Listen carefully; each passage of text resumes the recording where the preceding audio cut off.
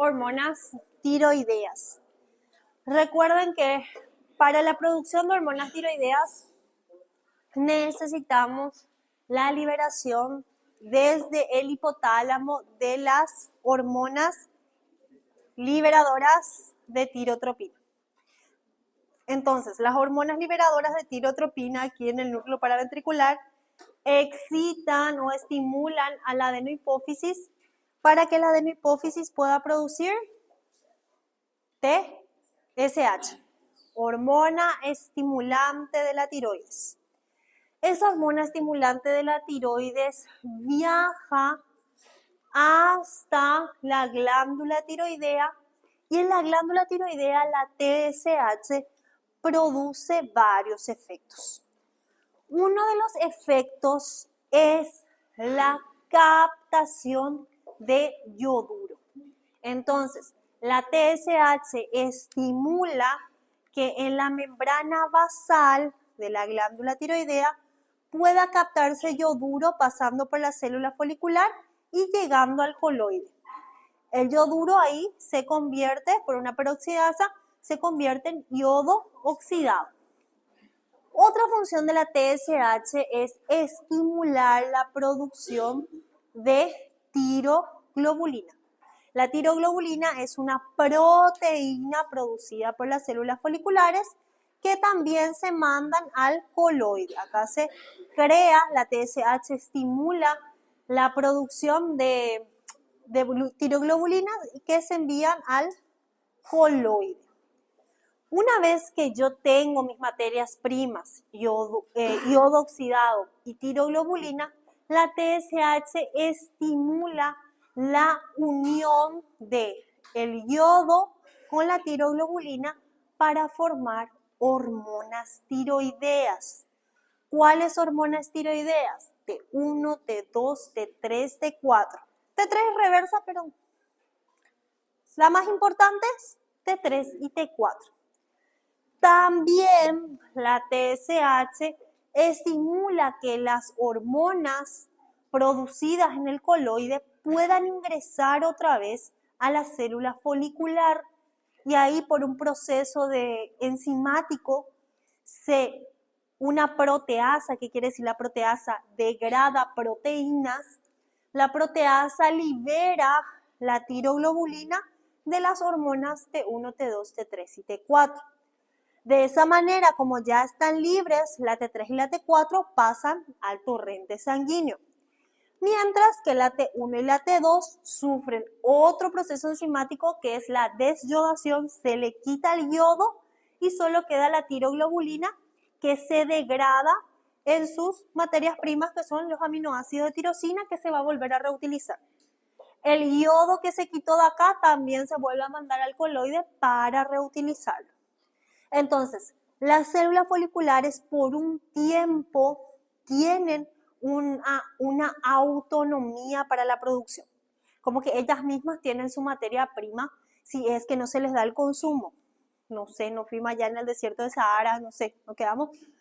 Y funciona todo nuestro cuerpo, funciona nuestra TSH, funciona nuestra hormona liberadora de tirotropina, pero no tenemos más consumo.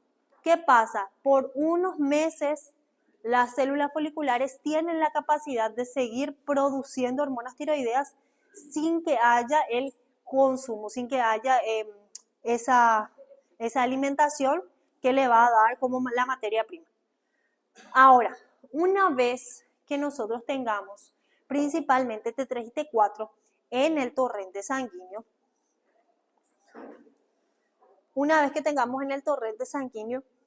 estas hormonas tiroideas necesitan un transportador, o sea, necesitan un taxi, necesitan un Uber para llegar a su célula diana. ¿Cuáles van a ser estas proteínas que van a transportar a estas hormonas tiroideas? Son proteínas plasmáticas. ¿Qué quiere decir eso? Proteínas que están en el torrente sanguíneo, proteínas que son parte del plasma de la sangre, ¿sí?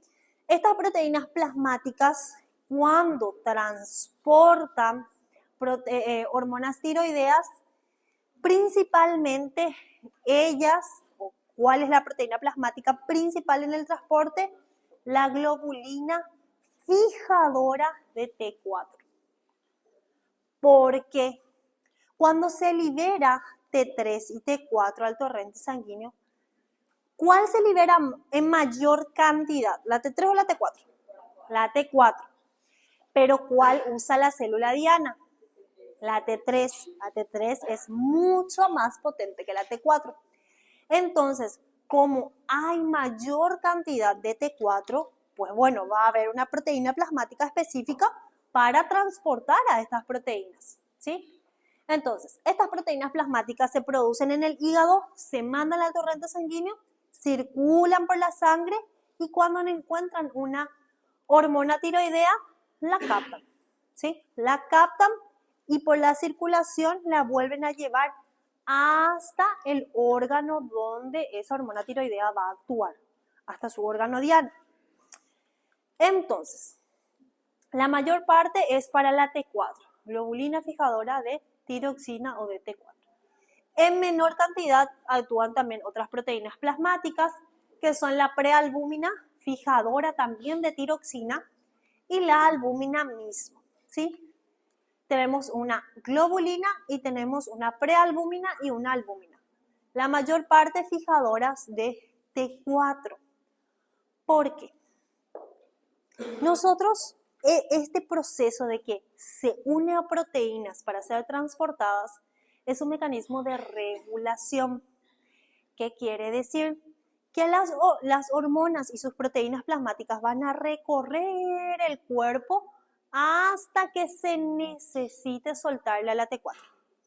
Si no hay necesidad de hormonas de T4, si no hay necesidad, no la va a soltar, ¿vale? Va a tener con ella para regular su liberación. Porque sí, imagínense, si toda la T3 y toda la T4 se mandaba libre y sola, el metabolismo iba a estar mega acelerado. Entonces, como un proceso de ahorro y de control, entonces se fijan a sus hormonas y se sueltan solamente cuando se necesita. ¿Se entiende más o menos la idea? ¿Sí? Bueno. Entonces, fíjense, dice, la T4 en la sangre se libera a los tejidos cada 6 días aproximadamente. En cambio, la T3 se libera cada un día. ¿Sí? Nosotros tenemos, si bien la mayor parte de estas hormonas tiroideas están fijadas a proteínas plasmáticas, hay un pequeño porcentaje que está libre. Y ese pequeño porcentaje libre es la que va a actuar inmediatamente. ¿Sí? Entonces recorre, llega a la célula que tiene que llegar, hace su función. El hecho de que estén unidas a proteínas le da una lentitud en la liberación y de manera el control. T4 se libera más o menos en 6 días y la T3 en solo un día. Ahora, pónganle que ya llegó a su célula. Ustedes recuerdan que todas las hormonas tienen que tener receptor. Para que puedan actuar sobre la célula, toda hormona necesita un receptor. Primera clase de endocrino. ¿Dónde se encuentra el receptor de la hormona tiroidea? En el núcleo. En el núcleo de la célula diana. Es decir, que la T4, una vez que llegó, yo me imagino así que la T4 se va en un taxi y llega a su parada, se baja del carro y puede entrar a la célula. Así funciona mi mente. Entonces, la T4 cuando llega a su destino, a la célula en la cual va a actuar, la T4 se libera de su plasma, de su proteína plasmática, pasa al espacio intersticial, atraviesa directamente la membrana plasmática por difusión simple, ¿sí? Atraviesa la membrana plasmática y aquí en el interior de la célula, en el espacio intracelular, a veces se vuelve a unir a otra proteína. ¿Para qué? Ya llegó ya mi T4 ahí, pero yo no necesito usarla todavía. Entonces, esta célula diana la guarda como reserva, ¿sí? Ahora, en el caso que ya necesitamos usar la hormona tiroidea, entonces esta T4 por una desyodasa se le quita un yodo y se convierte en T3.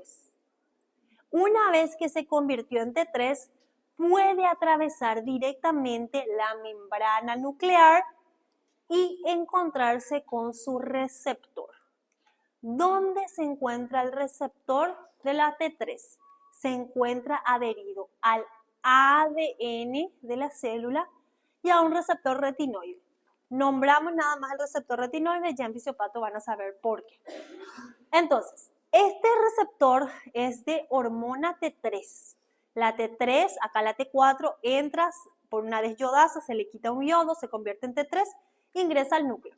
Acá la T3 directamente ingresa al núcleo y se une a su receptor. El hecho de que esté unido a su receptor, o sea, que el receptor esté unido al ADN, significa que allá en la identidad de la célula está actuando. Entonces, ¿qué hace? ¿Qué estimula la T3? Estimula el proceso de la transcripción que ustedes ya le conocen. El ADN se convierte en ARN mensajero, el ARN mensajero sale del núcleo, va al retículo endoplásmico rugoso, produce nuevas proteínas que van a madurar en el órgano de Golgi o en el aparato de Golgi, que se empaquetan en vesículas y en el próximo estímulo se van a liberar al torrente sanguíneo. Ese proceso ustedes ya lo conocen muy bien.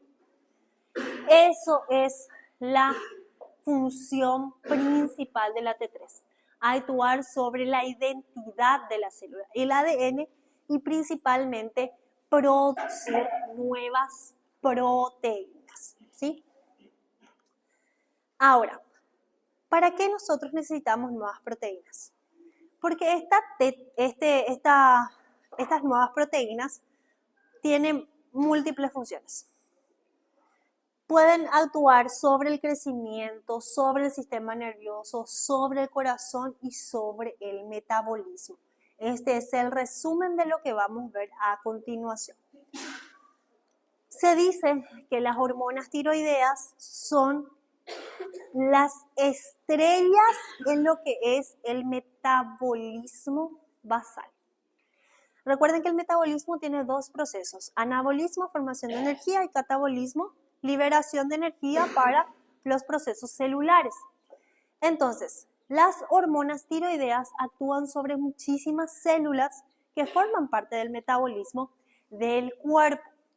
Una de las características es que la hormona tiroidea estimula a la mitocondria, o sea, hace que se multiplique la cantidad de mitocondrias y que la mitocondria produzca su moneda energética, que es el ATP. ¿Qué yo necesito para metabolizar mi cuerpo? Energía. ¿Cuál es esa energía? ATP. ¿Quién produce el ATP? La mitocondria.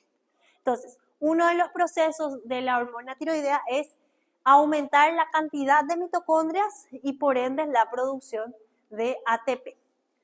Ahora, otra función es que facilita el transporte de iones, es decir, facilita ese proceso de despolarización para que, se haga el estímulo de la célula y que pueda cumplir su función, y después la repolarización, y después la bomba de sodio y potasio, y después la bomba de calcio, porque recuerden que los canales ayudan a la despolarización y a la repolarización.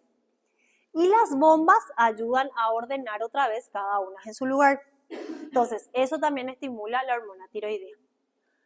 En cuanto al crecimiento, la hormona tiroidea actúa sobre la multiplicación de las células óseas.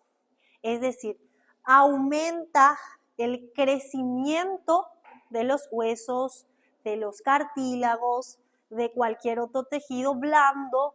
Entonces, para crecer, no solo necesitamos hormona de crecimiento, también necesitamos una buena cantidad de hormonas tiroideas. Entonces, además de los huesos y tejidos blandos, la hormona tiroidea también actúa a nivel del cerebro, estimulando el cerebro. Es más, cuando tenemos muchas hormonas tiroideas, como en un hipertiroidismo, está tan excitado el sistema nervioso central que la persona empieza a presentar nerviosismo, temblores, ¿sí? Una reacción de ira, porque está muy, muy irritado el sistema nervioso por el exceso de hormonas tiroideas. Entonces, imagínense que estas hormonas tiroideas primero utiliza el de la madre, pero después cuando ya tienen glándula tiroides, los fetos, que después se convierten en bebés, ¿verdad? Imagínense que desde ese momento ya está actuando sobre el crecimiento de huesos, músculos, pero del cerebro. Entonces, un niño que tenga deficiencia de hormonas tiroideas no va a tener un buen desarrollo cerebral. Por ende, el niño va a nacer con retraso mental. ¿Sí? Es más, esas hormonas tiroideas fetales, inclusive en los primeros años de vida, sigue actuando. ¿Sí? Por eso es súper, súper necesario que el paciente tenga una buena producción de hormonas tiroideas, y esas hormonas tiroideas necesitan de vitaminas. ¿Sí? Por eso que es tan importante el ácido fólico antes y durante el embarazo. ¿Sí? Y un montón de vitaminas más. Ahora, haciendo como una comparación entre lo que es la hormona de crecimiento y la hormona tiroidea. Funciona la hormona de crecimiento en cuanto a los macronutrientes. Aumenta la producción de proteínas, utilizando como energía la grasa, los lípidos y ahorrando carbohidratos. Esa es la función de la hormona de crecimiento. En cambio, la hormona tiroidea degrada todo, carbohidratos, lípidos, pero para producir más proteínas. Entonces, a nivel de los carbohidratos, la hormona tiroidea ayuda a que la glucosa sea captada hacia los músculos, hacia el hígado. Pero si yo tengo, para que pueda yo captar esa glucosa, meter en el hígado, meter en el músculo, necesito ¿de qué? Insulina. Entonces, la hormona tiroidea estimula la liberación de insulina para que esa insulina pueda ayudar a guardar la glucosa. ¿Para qué yo necesito guardar la glucosa? Para degradarla en energía. Por todo el proceso que ustedes ya vieron en bioquímica. ¿Sí? Ahora, ¿qué pasa si yo ya comí azúcar, guardé azúcar gracias a mi insulina y voy a utilizar eso como fuente de energía? El proceso de producción energética a partir de la glucosa es muy corto. ¿Sí? Si el paciente está bajo intensos estímulos de la hormona tiroidea, demasiado rápido se va a utilizar toda su glucosa. Entonces tiene que pasar al siguiente nivel, que es la utilización de ácidos grasos, de lípidos. Entonces, la hormona tiroidea, si ya usó toda la glucosa, va a pasar al siguiente nivel, que son los lípidos.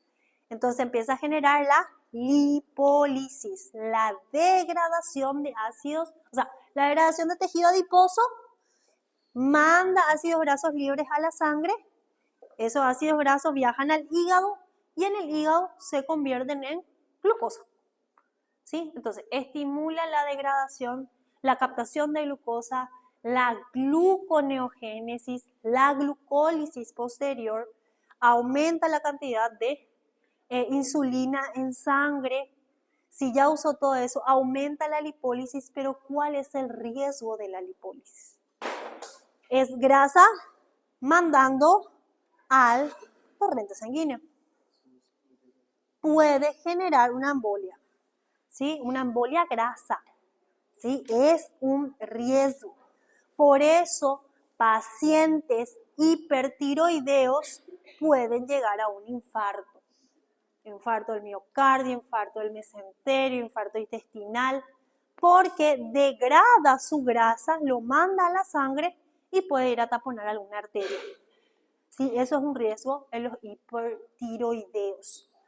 Entonces estamos diciendo, moviliza los lípidos, disminuye los depósitos de grasa del organismo porque degrada, la grasa, aumenta la concentración plasmática de ácidos grasos libres, lo lleva a oxidación, a producción oxidativa, fibrilación oxidativa.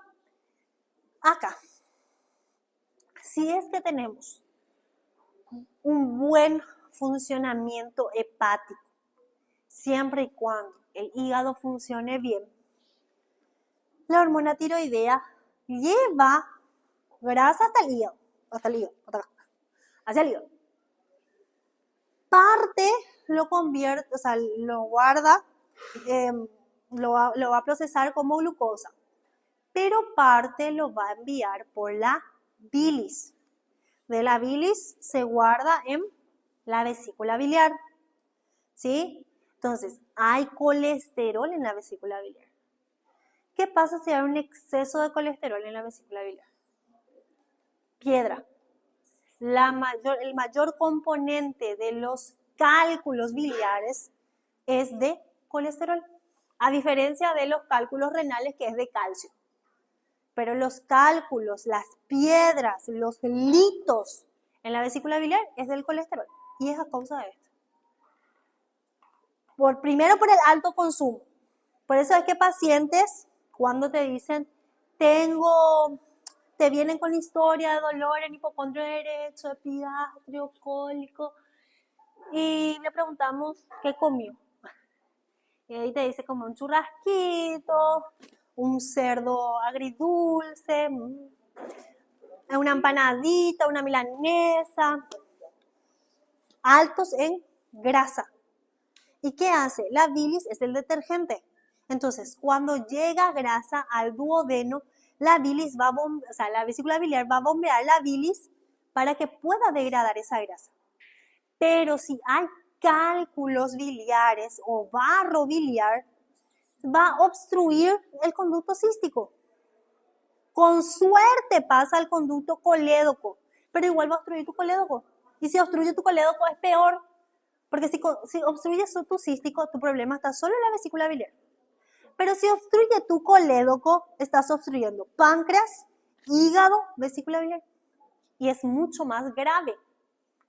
Y puede generar una pancreatitis, que es súper grave. Entonces, ese es el sentido que tenemos que tener. Esto estimula la tiroides, o sea, las hormonas tiroideas. Imagínense un paciente hipertiroideo. Esos son sus riesgos, ¿sí? Ahora, mayor consumo de vitaminas, porque son los nutrientes que vamos a necesitar para el metabolismo, aumenta el metabolismo basal, disminuye el peso corporal. La hormona tiroidea disminuye el peso corporal a causa de la lipólisis, ¿sí? A causa de la lipólisis y a causa del aumento en el peristaltismo. Cierto, vamos a degradar grasa, vamos a tener aumento en el peristaltismo, puede tener diarrea nuestro paciente hipertiroideo, pero en contrapartida tiene más hambre. El paciente hipertiroideo no es una bendición, pero come y no engorda. ¿Por qué? Porque lo que come degrada demasiado rápido y encima de eso degrada otra vez su tejido adiposo y encima de eso puede tener diarrea, entonces todo lo que comió ya eliminó. ¿Se entiende? ¿Por qué? Porque todo esto aumenta, las hormonas tiroideas hacen eso, aumenta el peristaltismo, aumenta la lipólisis, aumenta la sensación de hambre. Pero si póngale lo contrario, un paciente hipotiroideo va a ser un paciente estreñido, va a ser un paciente gordito, ¿sí? ¿Por qué? Porque va a hacer que su tejido adiposo se acumule, que su peristaltismo disminuya, entonces tiene menos heces, ¿sí?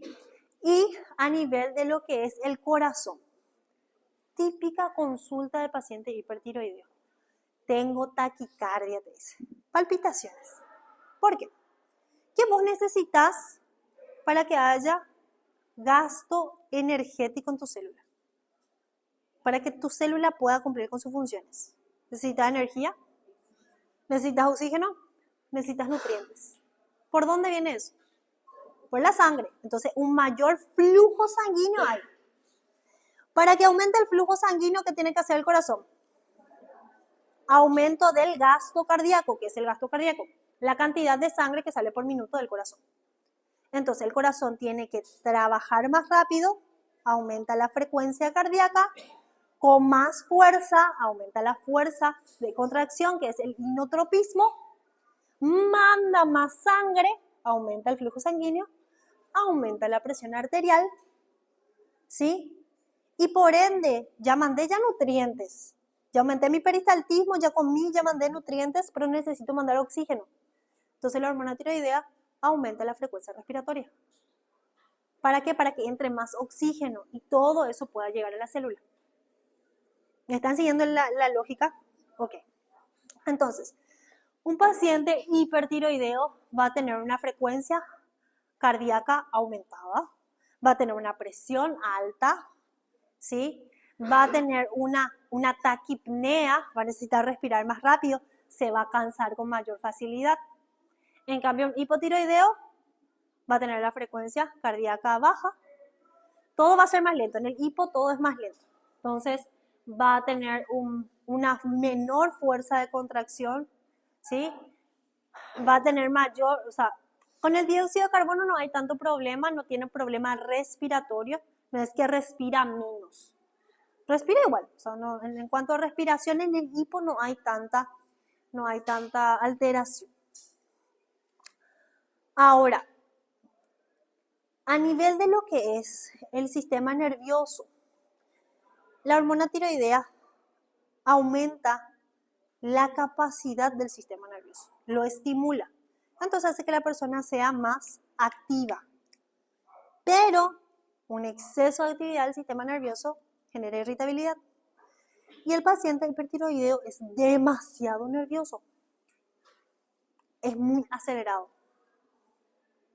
No sé si es peor que mujer en menopausia, pero bueno, muy nervioso el paciente hipertiroideo.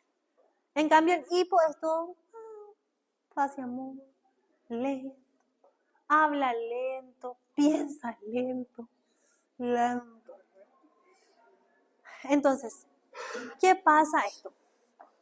Como la hormona tiroidea no solo hace eso, sino que a todas las hormonas endocrinas estimula. Entonces, por ejemplo, aumenta la producción del páncreas, aumenta la producción de las hormonas de crecimiento, aumenta la producción de prácticamente todas las hormonas. En cambio, un hipo va a tener una distribución de hormonas endocrinas de normal a reducida. Y no se escapan las hormonas gonadales, no se escapan las hormonas sexuales.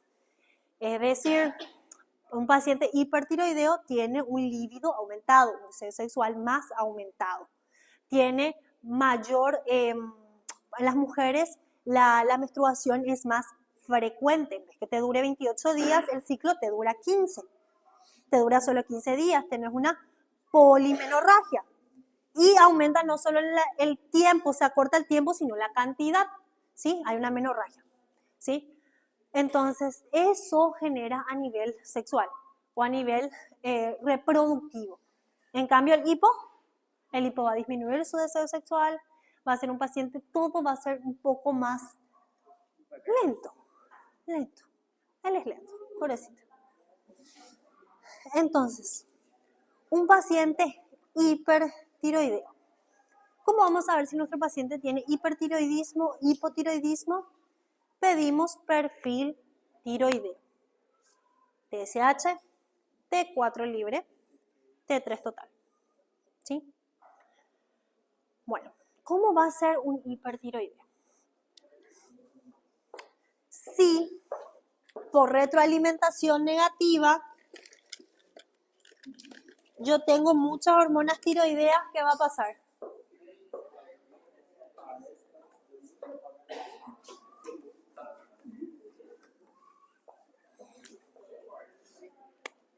Vos tenés tu adeno. Ok, vamos a empezar por hipotálamo. Hipotálamo, adenohipófisis, glándula tiroidea. Si por algún motivo, que normalmente suele ser autoinmune, mi glándula tiroidea produce mucho T3 y T4, este alto nivel de T3 y T4 va a generar en el hipotálamo y en la adenohipófisis el bloqueo. Entonces, se bloquea la producción de hormona liberadora y de hormona estimulante. Entonces, ¿qué pasa? El aumento de T3 y T4 disminuye a la TSH. Y ahí tenés un paciente hipertiroideo. Después van a estudiar en fisiopato por qué, ¿verdad? Entonces, ¿qué tenemos de síntomas en un paciente hipertiroideo? Aumento del estado de excitabilidad por aumento de la estimulación del sistema nervioso, intolerancia al calor. ¿Por qué? Porque si mi metabolismo basal está aumentado, ¿qué yo tengo generado? Energía calórica. Esa energía calórica, ese calor se tiene que disipar. ¿Cómo va a eliminarse ese calor? Por la respiración aumentada y por el sudor. Entonces el paciente hipertiroideo suda mucho y le pone nervioso el calor, le irrita, no soporta el calor. Porque de por sí él ya está con un calor aumentado en su cuerpo. Y si hace más calor, para no decir que está caliente, ¿verdad? Entonces, como ya está produciendo mucho calor, el calor externo le hace peor, entonces no soporta el calor. Aumenta la sudoración, pérdida de peso por aumento de la lipólisis, puede tener diarrea, debilidad muscular, nerviosismo, fatiga extrema, otra cosa, ansiedad, insomnio. El paciente hipertiroideo no consigue dormir. ¿Por qué? Por exceso de estímulo del sistema nervioso central. Entonces, el paciente con hipertiroidismo viene a consultar por taquicardia. Taquicardia, que en realidad son palpitaciones. Si nosotros agarramos y escuchamos el corazón, ahí podemos ver si es taquicardia, o sea, saber si es taquicardia o no, mayor a 100. Entonces, palpitaciones, insomnio, irritabilidad, caída de cabello, temblores. Esos son los motivos de consulta de un paciente hipertiroideo. Te dice que se le cae mucho el cabello, ¿sí? Que tiene las uñas más frágiles, si bien crece rápido, se rompe rápido. Después, con el tiempo, el paciente puede presentar exoftalmo, que son los ojos saltones, característicos. ¿Por qué? Porque los músculos del ojo no quedan ajenos al aumento del estímulo. Entonces, aumenta el tamaño de los músculos del ojo, lo cual hace que el ojo protruya, ¿sí? Haya una retracción palpebral, porque esto estira, el ojo salta, pero el nervio también sufre un estirón. Entonces, el paciente hipertiroideo tiende a tener una alteración visual, porque afecta a los nervios también. Entonces, clásico. ¿Alguien tiene hoja blanca suelta? ¿Alguien aquí sabe su diagnóstico que tiene hipertiroidismo?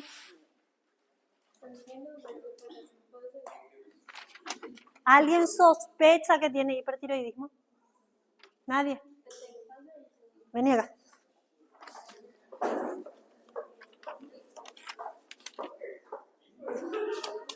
¡Ey! Estira las manos. ¿Sí?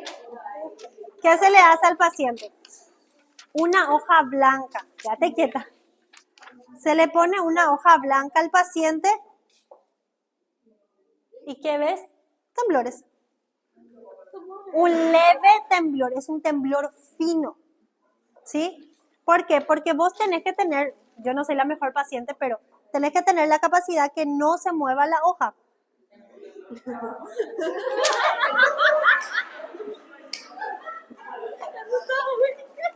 En mi caso no es un hiper, es un tiroidismo, es otra cosa, parecido, bro, ¿verdad? Bueno, pero eso pasa. Entonces, ¿qué haces?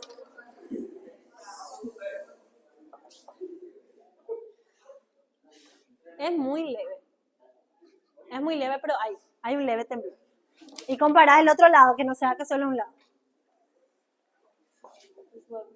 Es el lado otro.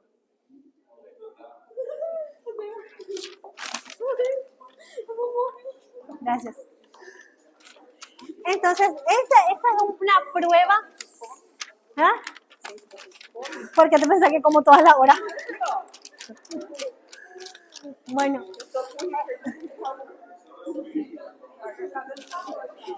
Gente,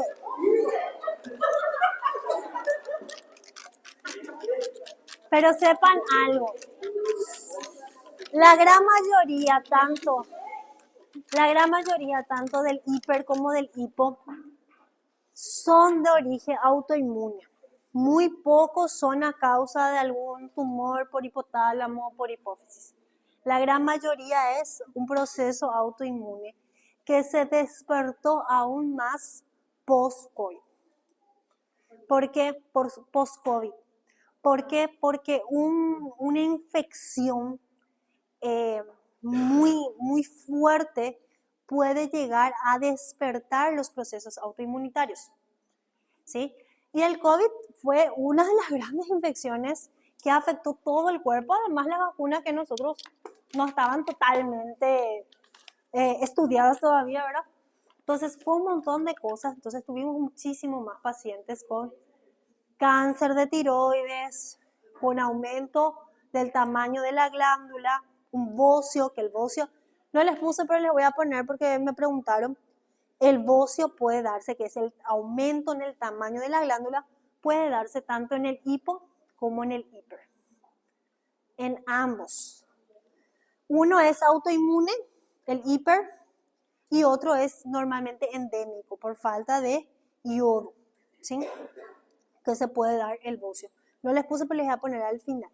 Entonces, esa es una prueba rápida de un hipertiroidismo. Ahora, el hipo es todo lo contrario. Sí. ¿Cómo en qué estado llega el cáncer? Normalmente inicia como una tumoración a nivel de la glándula. La glándula se vuelve hiperproductiva en una zona y después, como la producción, como está tan acelerado en esa área, cambia el tejido celular, o sea, el componente de la célula, y de una célula hiperfuncionante se vuelve una célula maligna. ¿Sí? Ya van a estudiar ustedes en anatopato los procesos de hiperplasia, metaplasia, anaplasia y metaplasia que es el final, ¿verdad? Entonces van a estudiar en anatopato esos procesos, pero de una célula hiperfuncionante va cambiando la celularidad y se vuelve una célula maligna, que puede ser en un solo nódulo o puede ser la glándula completa. Es extirpación, o sea, si está en estadio 1 o 2, se puede extirpar todavía. 3 y 4, 4 ya no porque ya hay diseminación, ya hay metástasis, pero 3 es riesgoso. ¿Por qué? Porque ya abarcó no solo la glándula, sino el sistema linfático que está alrededor. Entonces vos al tocar podés diseminar. Entonces es interesante, una patología bastante interesante.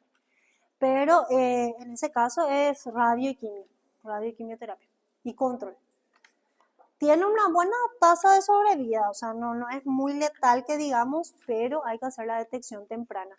¿Y cuál es la detección temprana? Esto, fíjense, aunque sea un hiper, ya hay aumento de la glándula, del tamaño de la glándula. ¿Sí? Ya está. Puede que, porque la glándula puede que no esté hipertrofiada, pero puede estar inflamada. ¿Cuál es la diferencia? Hipertrofia cambia su tamaño. En la inflamación no cambia la longitud, o sea, el diámetro general de la célula, o sea, de la glándula, pero sí se ve más aumentadita de tamaño. ¿Sí? Ahora, en el hipotiroidismo, el paciente, uno no puede dormir, el hiper, y el hipo puede dormir fácilmente 12 horas diarias, sin ningún problema. Sin problema puede dormir. Es más, parece que siempre tiene sueño. Siempre tiene sueño. Es un paciente que tiene somnolencia. ¿Sí? Ahora, todo lo contrario. Frecuencia cardíaca baja.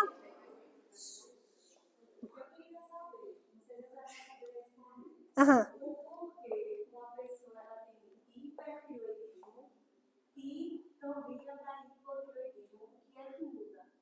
Con tratamiento.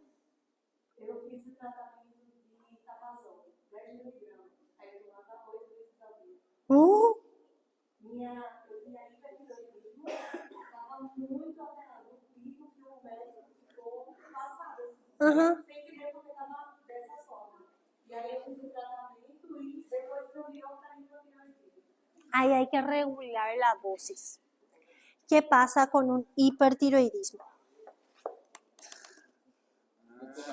Ela tem medo de levantar os braços. ¿Ah? Ela tem medo de levantar os braços. ¿Por qué? Porque se ela levantar, Jesus leva.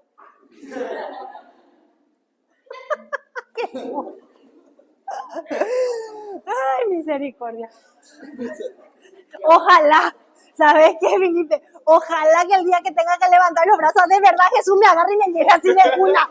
Si mi hija está limpia de todo pecado, anda al cielo. O sea, ese es mi sueño. Essa é a última vez que ela fez o exame dela. ¿Cuánto te salió? Porque eu tomei a medicação e aí ela foi na estabilizada, estava normal. Aí depois eu fui de novo, fiz uma duração da tireoide espinhal em casa. Eu estava com 2 nódulos e eu não vou pensar. Mas eu vou agora, Ela quer Mira, no te culpo. Ese es el típico médico. Típico médico estudia salud, pero el que menos salud tiene. Esa es la verdad. Bueno, ¿qué pasa en ese caso? Pasa que nosotros tenemos una medicación. ¿Qué pasa? Si vos tenés un aumento del T3 y del T4, hay varios medicamentos. Uno de los medicamentos más comunes es la T4 se usa en un hipotiroideo. Se suele utilizar metimazol, propiltiouracilo, esos son los medicamentos que van a actuar no solo en la disminución del T3 y T4, sino que pueden bloquear el receptor nuclear que recibe a la T3 y la T4. ¿Sí? Entonces, si nosotros hacemos una medicación que va a disminuir la cantidad de hormonas tiroideas, ¿qué va a pasar acá? Va a estimular, entonces va a aumentar la TSH y la TSH no va a encontrar cómo unirse, porque esa también puede ser la opción, que no encuentre cómo unirse al receptor, entonces, así, disminuye la T3 y la T4. Entonces, vos tenés aumento de TSH, disminución de T3 y T4, pasa a un hipo. ¿Por qué? Por falta de regulación de la medicación.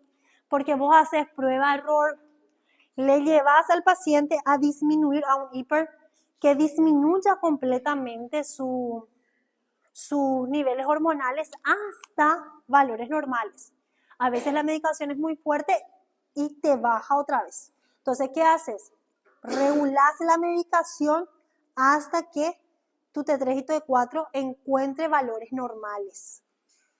El primer paso es regular la medicación. En el caso que si regulaste la medicación y seguís teniendo un hipo, ahí tenés que agregarle T4, tiroxina, levotiroxina.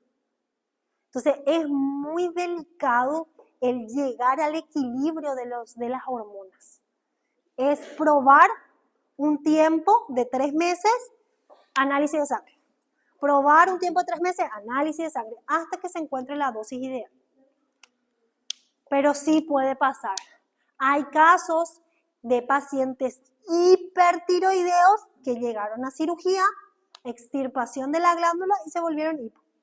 Ahí ese paciente de por vida consume T4, de por vida, porque no tiene más glándula para producir, pues entonces necesita glándula exógena para que pueda cumplir todavía sus funciones.